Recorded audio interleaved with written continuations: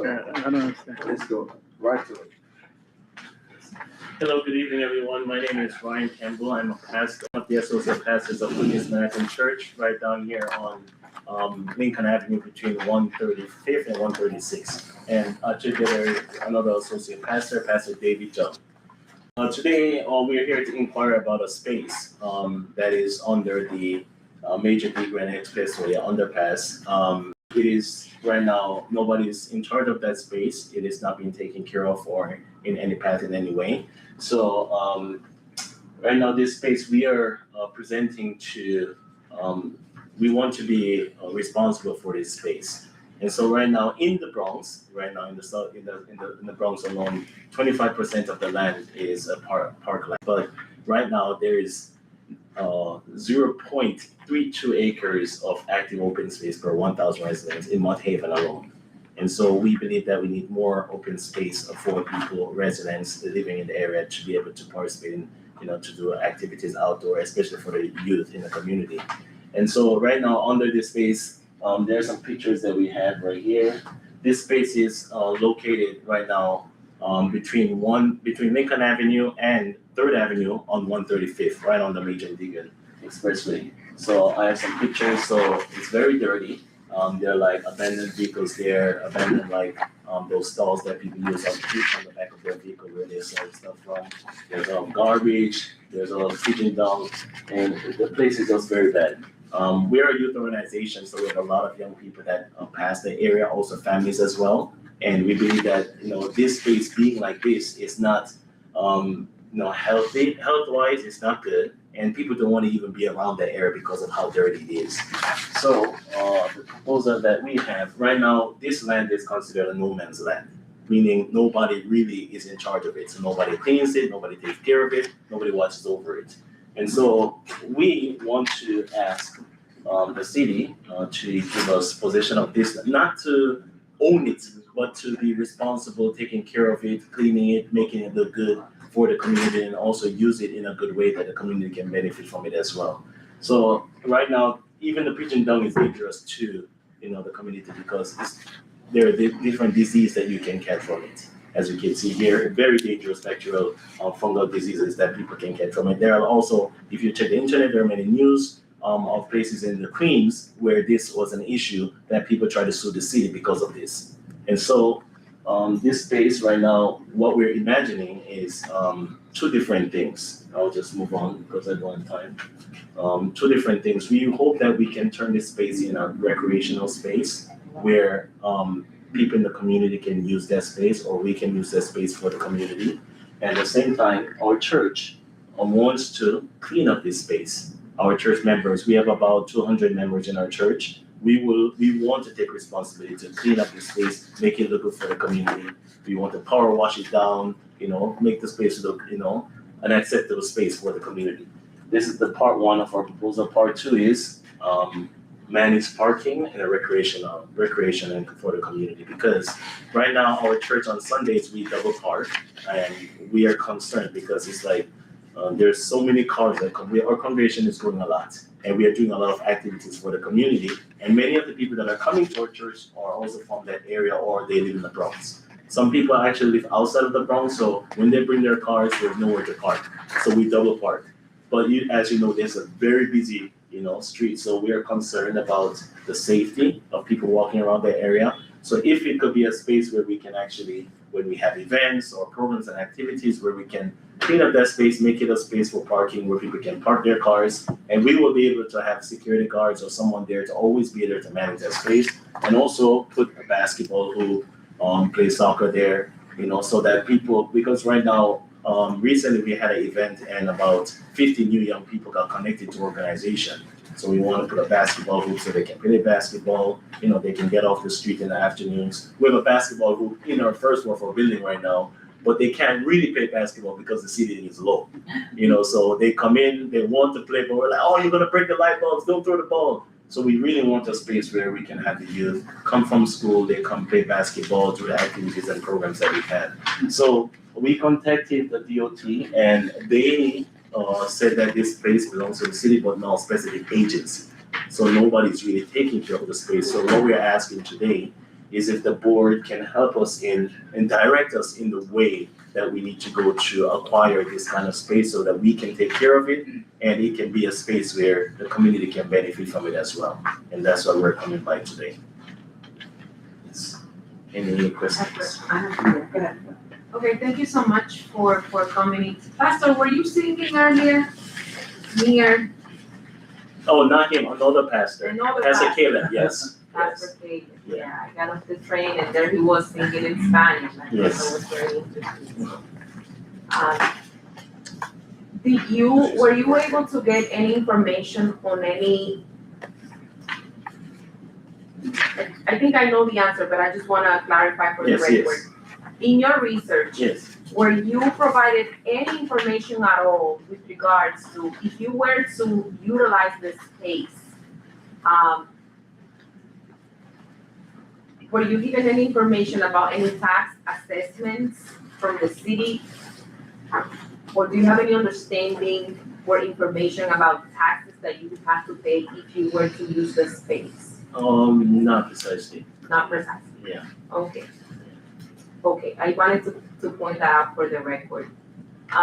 In your first proposal, in one of your proposals, you mentioned the parking situation. Yes. Are you asking to use the parking on Sundays during the activities of the church? Yes. And are you planning to, and for clarification, what is your vision with regards to the other days of the week? Because people who live in the area, Right. if it's available for parking, they're gonna use it, so, and we could not tell people not to use it, right? Mhm. So, I think that finding the balance between Right. managing, that use on Sundays, because I don't think, in my experience, in my limited experience, I don't think that we would be able to say for use on Sunday only for the people who come to the church, you know, like, we would have to investigate why. So what we were thinking is when we have Sundays, we have services on Sundays and Wednesdays and sometimes large events.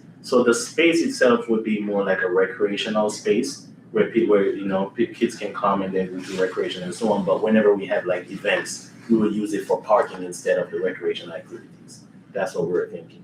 So during the weekdays, it's open for recreation activities and so on. And we will have someone that would manage that space if someone wants to come in and do activities and so on. That's what we're thinking right now. Okay, so definitely a lot of research that needs to happen. I think that, this is going to be the first part of this conversation, because there's a lot of information that we kind of have to Yes. find out. I'm gonna have a quick question really quick, because we're gonna have you go first, then you. So you came with this presentation to ask us to help you support, to get the information to make this a reality. Yes, because we don't Okay. know really how to go about All it. right. So because I have prior knowledge to similarities to the one at Hunts Point, Yes. the same exact situation going to Soundview, the underpath, Yes. that's city-owned. Highway departments has that besides DOT. But that's public, they won't allow you to take that over. Okay. You could try, because we could help you, assist you in anything, but I know for a fact that they tried to do something similar to that. Yes. On Bronx Park and 100 and Hunts Point, when you turn where the storage place is, that whole space underneath. Yeah, that whole space underneath, the same thing, they have almost something similar. Now they have art projects there, but you can't close it off to the public because it's public property. I hear what you're saying and everything, Right. and I wish you luck and we support you in any way we can. It's gonna be a process, though. It's not gonna happen overnight. And they won't allow you to have parking in there. Okay. That's not gonna happen. I know that for a fact. Okay. Because somebody else asked something similar to that a few years ago. Okay. So, have you spoken to other groups in the neighborhood? Because when people were talking about the jail, there was something with Diana Ayala. She formed a group, an advisory group, and that advisory group was supposed to get funding for that space there. Oh. And I know a couple of people that were part of that group, and then. So that was the negotiations that was happening at that time, and then so through Diana Ayala, but she's no longer there. So let's say Encarnacion. So have you spoken to them? to We the have- city council people, because they were actually, the same thing that you're talking about, they Yes. were talking about that thing. I mean, we have connections with them, but we have never spoke about this actual Okay. project with them, so I guess since you mentioned it to me, I think we should talk to them about it. Yes, and the other one is, so you haven't spoken to other organizations in the area No, regarding this? regarding this, no. Okay, Yeah, we were researching it and we were told that it would be good to come to the board and mention it to the board and ask to seek for help. That's why we work on it. yes, I would suggest to go to Diana's former Leslie. I mean, she might know about it, because I know they are, I live close to there.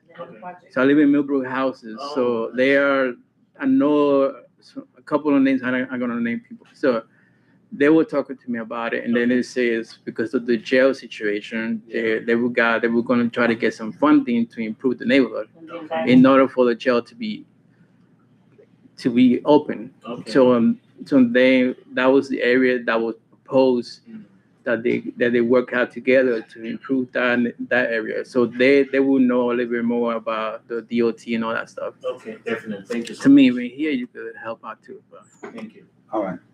Thank you.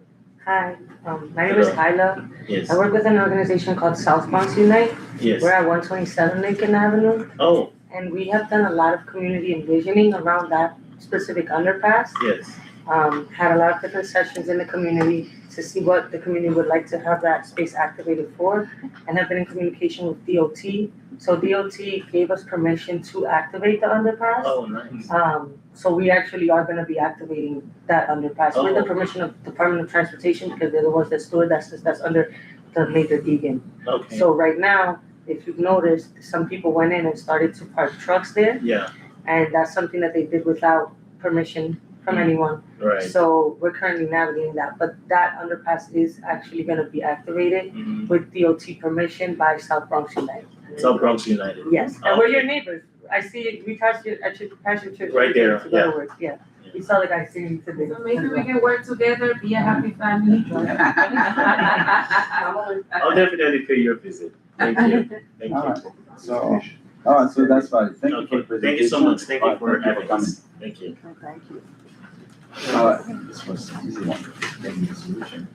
Yeah. Thank you so much. Have a wonderful evening. Have a wonderful day. Thank you. Have a good evening. Thank you. All right. Here? Thank you. Commissioner. Do we have a clicker or do we have to Just go? commissioner. No, They do have to present. Unfortunately, I don't have a clicker, so somebody has to be here. Okay. I can click and talk. I can, You want this, you want that? okay, I can click and talk. All right, so, good evening, everyone. I came with a pretty large team, as I always do, because I like everyone to kind of meet us where we are, right? You come out, we have a lot of parks, like the other gentleman said. We have close to 8,000 acres of parkland in the Bronx. I'm the Bronx Parks Commissioner. My name is Jasenia Ponte, and we've got Melissa, who will do our presentation and bring an update about St. Mary's Recreation, the construction. I've also been joined by Good evening, everyone. My name is Pharrell Coates. I'm the Bronx Chief of Recreation. And this is Jamal Levan. I'm the Center Manager at St. Mary's. I'm Clint Johnson, Bronx Operations. Karen Baroon, Director of Capital for Bronx Parks. So we thank the community board for allowing us to bring you this update. I know it's been a long conversation, and I know the community is eager to get the St. Mary's Recreation Center open as we are, so Melissa, take us away. Absolutely. So just to remind you the scope that we started this project with, we started with $8.3 million. We were focused on reconstructing the ground floor, the entrance into the building, the lobby, to make it more welcoming and bright.